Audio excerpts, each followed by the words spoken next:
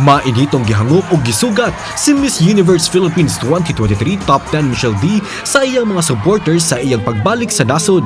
Bitbit ang mga flaglet sa Pinas, giwara-wara kini sa mga supporters, isip pagpakita sa ilang suporta kang Michelle Dee.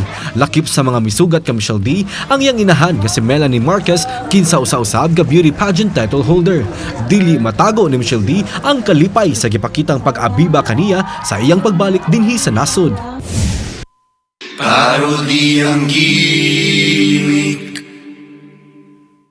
na uso at sikat.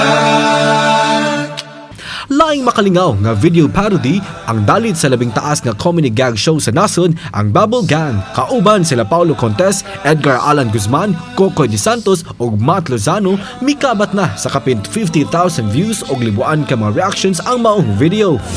Gipalaila na ang mga bigating Kapuso stars nga makauban sa labing dakong Kapuso project sa GMA Network.